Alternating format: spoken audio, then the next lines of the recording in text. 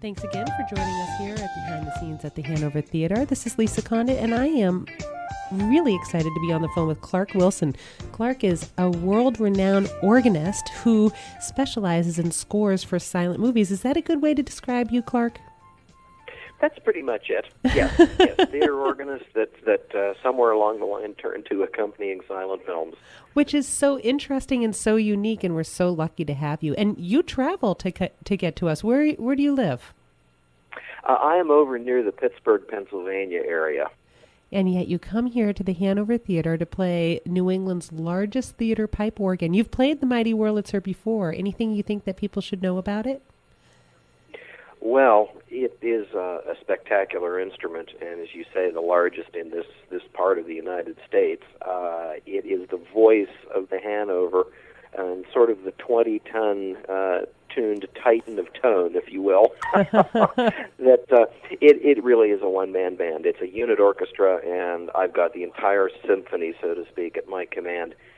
It plays the building. It just shakes the place right down to the foundations, and we'll have an opportunity to do that with this film because it's such a dynamic film. So if people have not heard this instrument in the Hanover, they really owe it to themselves. It's a treat. Absolutely, and I think that people have a preconceived notion that an organ is what you hear when you go to church. How is this theater organ a little bit different than what people might experience at church?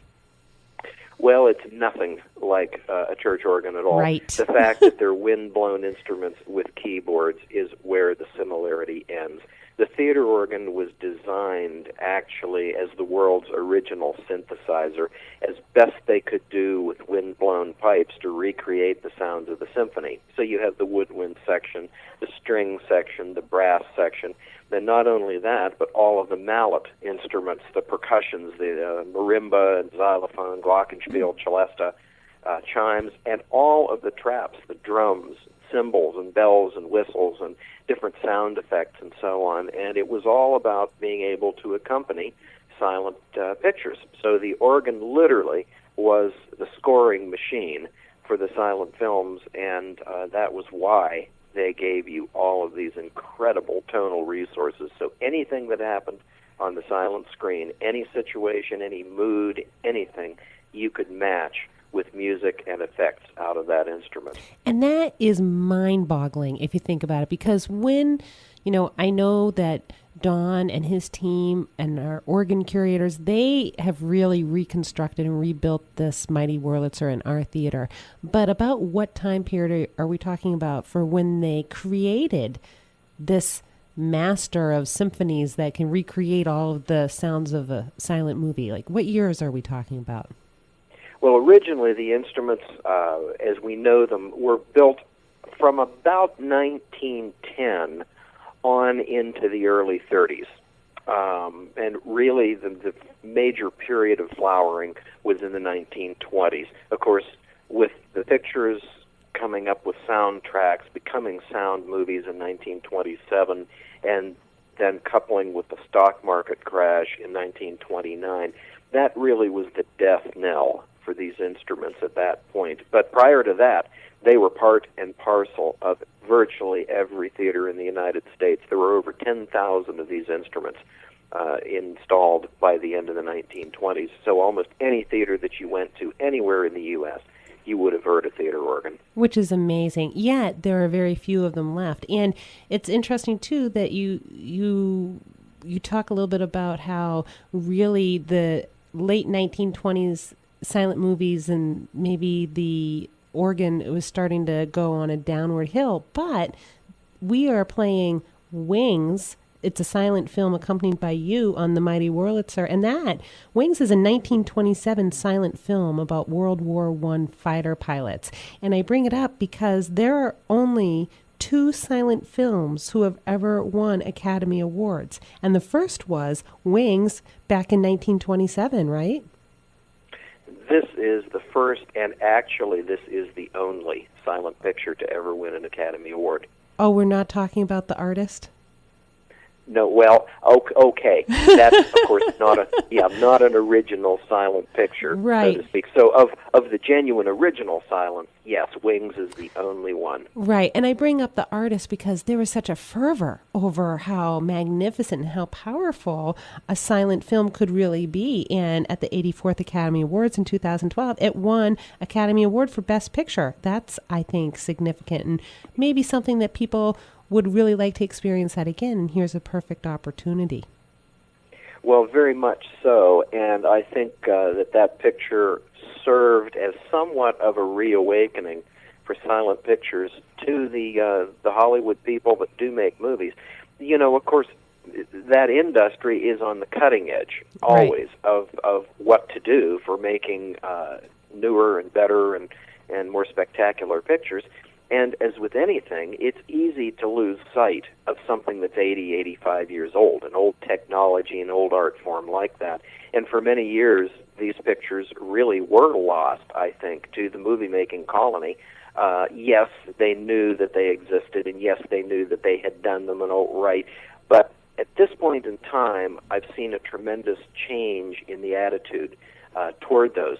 And it's sort of like they've rediscovered them again. They're so old that they're new again.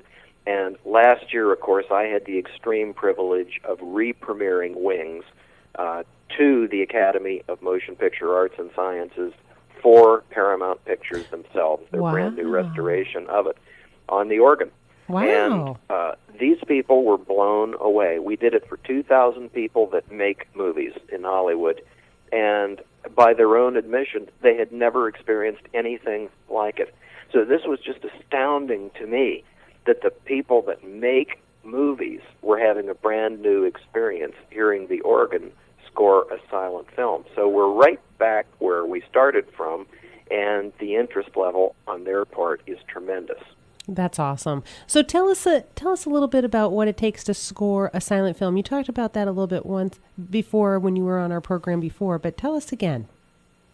Well, what you need to do, and we're very lucky in this day and age, the people that do this, we've got the DVD and the ability to go through these pictures again and again and again and work out our scores and so on, as opposed to back in the day when they saw the picture once or didn't see it at all, and off they went and played it. So let me just interrupt for a second and say that completely blows my mind. I can't even imagine what kind of an artist and what kind of creative problem solver you need to be playing the organ with all of the complicated parts of the organ and see a movie on the screen and just improvise from there. And how long are the silent movies? Well, if you were to look at a picture like this is a 2-hour and 20-minute picture. Wow. Itself. And many pictures of the time were that length. Metropolis is 2.5 hours, Napoleon is 4 hours, and so on. So you have to be, I would say, a master of your instrument, first of all, the theater organ, to the point that it's strictly second nature, and that you're able to concentrate 100% on what's going on the screen and just have the music happen. Now, what we do, though, with a big epic picture like Wings, is you must go into your library and you must dig up pieces that will fit particular actions and characters and things, because these pieces reappear at significant times throughout the score, throughout the course of the picture, and you need to be able to back reference and also sort of predict what's coming up with your music. That's a very important part of scoring one of these major pictures. So it's way, way more than just improvisation. Many people think that the organist just comes in, sits down, turns off the lights, and whatever happens, happens. And that may be true for a light comedy, something like that, that's not too terribly involved. But a great big epic picture like Wings, you have a lot of work to do in getting your themes all lined up and ready to go, so that you're really on board with the emotions of the picture. And then your improvisation comes strictly around those themes and linking everything together, and it's sort of doing the incidental work, if you will. So what I'll be using for Wings is a 10-page cue sheet with cues and major actions and things that I don't want to miss, themes written out and so on, so I can use it as a roadmap. It keeps me moving in a forward direction, and we never get bogged down in a rut musically. That's really interesting to me. So, do you have specific themes that you can describe for the, we have Clara, do I pronounce her name Clara Bow? Clara Bow, That's right. Charles that's right. Or Buddy Rogers and Richard Arlen. Are there specific, what do you think of when you come up with their themes? Well, in this picture, I don't use themes for each of them because for my way of thinking on this particular picture, the picture doesn't revolve around the personalities as much as it revolves around the situation in this case. Yes, they are the stars, and yes, they're very, very important, of course, and things do revolve around them. But to my take on this is that the situation, the World War I flying aces, and this friendship between Clara Bow and Buddy Rogers blossoms to romance, and this friendship between Richard Arlen and Buddy Rogers. Those are the major things going on in this picture, to this background of World War I and all of the dog fights and battles.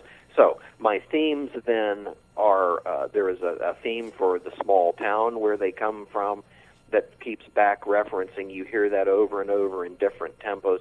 You hear a lot of march music, of course, matching the scenes, the military scenes. There's also bits and pieces of Rachmaninoff for some of the extremely emotional scenes in it. There are many World War I tunes where they just fit very well. I've got a copy of the original score for this picture that actually came from Paramount itself, from the Paramount Vault. And it's interesting to go through that and see how many parallels there are, because originally, when I scored this picture the first time years ago, you were just not able to come up with things like that. They were not in public. They were not available for you to get hold of, so you did it all yourself. And I was interested to see how many parallels there were. The original composer of the score felt that a lot of these World War I tunes, various things, were appropriate at the same places that I happened to be using them, so I was pleased about that. But there will be a fair number of tunes that people recognize in this. Stay tuned for more behind the scenes at the Hanover Theater here on AM 830 WCRN when we continue our conversation with Clark Wilson after the break. Thanks for tuning in to Behind the Scenes at the Hanover Theater. This is Lisa Condit, and we continue our conversation here on WCRN AM 830 with Clark Wilson. So what did you think? How did you do? Were there lots of parallels? There were a number of parallels. And now here's the egoism in me. I actually How'd you make it better? In retrospect, I actually liked my score better than the original one. Now that sounds like tremendous ego, as I say. But what you have to keep in mind, though, is that everyone that played these pictures had their own take on just exactly what they should be. Every individual is their own musical personality and would bring their own special brand of musicality to scoring a picture, even if it was using the original score. They would have their own way of playing. Of course. So even back in the day when these pictures were new, you went to different theaters, you heard, quote-unquote, a different score for the same picture. You never heard the same performance exactly the same way twice. So it's very interesting to think about that, how vastly different a picture could be from one theater to another, depending on what the interpretation of the score was. Well, that's what's wonderful about art and performing art in all forms. It really is, because every time you approach a piece or you execute an action, it's going to be different just by the personal nature of what you're doing, which is really great for the audience. That is a large part of the silent picture experience, is the fact that even though it's a film that was made 85 years ago, it's still a live performance to a certain extent. And this is, I think, what had such an impact on the people at the Academy and at Paramount. Because the next night, after we had done these live with the organ, we went to Paramount's own re-premiere, their own private re-premiere on the Paramount lot of their restoration Blu-ray of this film, with the canned score being played by a 60-piece orchestra on the soundtrack, And it was interesting to see how lukewarm the response was compared to the live performance. Well, nothing replaces live performance. That's what I believe. Yeah, That's why yeah. we're here, Clark. That's why we're here. So let me ask you, how did you get started with all of this? Originally, I saw one of the original silent picture players do a score for a silent film, and I was absolutely blown away. I was just a kid, and I'd never experienced a silent film like that in a theater with the organist playing. And fortunately for me, he was one of the best. I got to know him later on, and he really, really knew what he was doing. And I just thought at the time, I think it would be magnificent to be able to do something like this. It's sort of my own way of working with Hollywood. Wouldn't it be grand to be able to make those sound effects and play the theater organ? And through a number of interesting circumstances over the years, I did wind up in the organ business. I wound up in the playing business, in the theater organ business, in the concert business, and then rolling over to the silent films. So it's really like this 40-year-old dream come true. It's fascinating to me. So what's your schedule like? How often are you out performing and traveling? As many as 3 times a week. Wow. That's It could be great. as many as 3 different shows a week go on. It's grown tremendously, and you find yourself these days playing not only in theaters and auditoriums, but for performing arts groups, for symphony societies, in churches. At the Disney Concert Hall in Los Angeles every season, every Halloween. Oh, that's we do cool. a film. Places that 20 years ago would not have dreamed of doing such a thing. See, it's become cool again. It's funny because I actually received a call this week from a wonderful, lovely lady named Joan who had been at the theater, and she talked to our concierge, Bob Brial. And would you believe she grew up in Worcester? Her mother was from the area. Her mother actually was an organist, pianist, may have at some point have even played at the Hanover Theater back when it was Poli's Palace. And she came to me and has given me some really interesting original autographed photos from the different stars of this silent film, as well as a signed and dated original letter from one of the stars to her mother, thanking her for, whatever he was thanking her for. But the interesting thing is, she felt the need and was willing to share these pieces of history with not just the Hanover Theater, but our audiences who come to see Wings. And again, that's April 28th today at 4:00. If anybody wants more information or to preview or to buy tickets, please visit our website, thehanovertheater.org. We do definitely have walk-up tickets, by the way, are so completely reasonably priced for this. They're only $20. And our members, groups of 10 or more, our corporate partners, kids, students, Woo card holders, AAA members, everybody gets a $5 discount. So basically, if you're one of those affinity or loyalty groups or members, $15 for a really fabulous live performance of the theater pipe organ played by you, Clark Wilson, with an award-winning film. It's just like a no-brainer. And as a special perk, we have somebody from our community who's sharing their personal history and really these artifacts. And so my point is, performances like this connect us in very unexpected ways, and you never know what kind of spark or creativity it's going to start in somebody else. So Clark, you never know who's going to be there and is going to be inspired by you. Well, that's a wonderful thought, and that's something always to keep in mind, and that we always try to do our best and just be as inspirational as possible. Because it happened to me. Here's this fellow that inspired me to go on a lifelong career.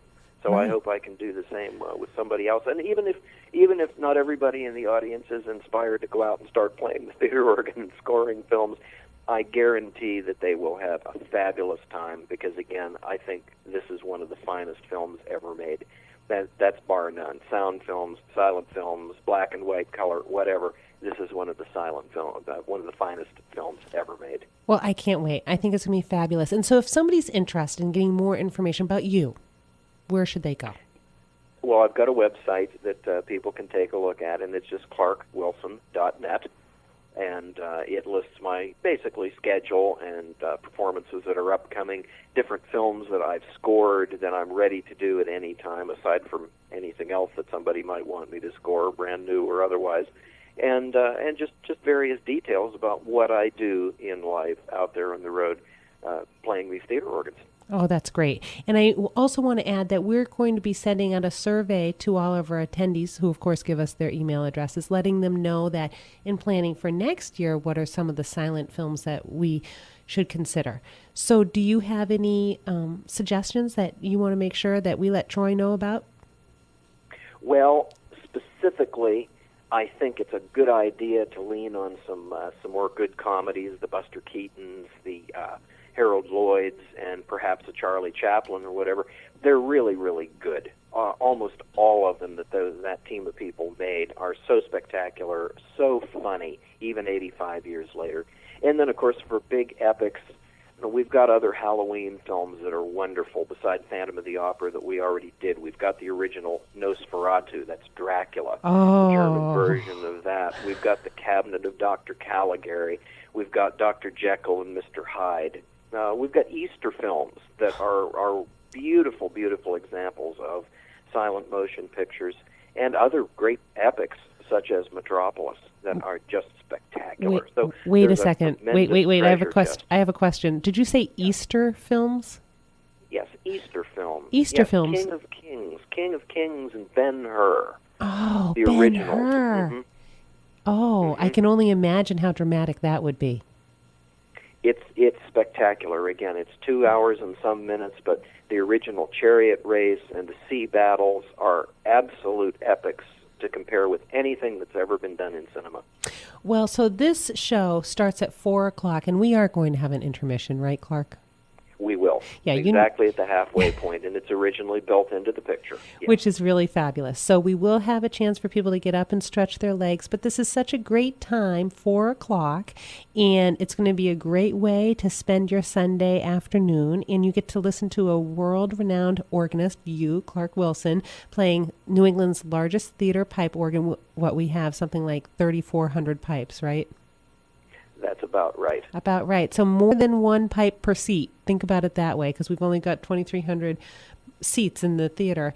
And it's an award-winning film that you won't have the opportunity to see very many places. So, Clark, I want to thank you so much. Again, if people are interested in this great show, visit our website, thehanovertheater.org, clarkwilson.net. I think that's what you had said? Yes, that's correct. Okay. For more information on Clark, and everybody, we will see you at the theater. Have a great day, and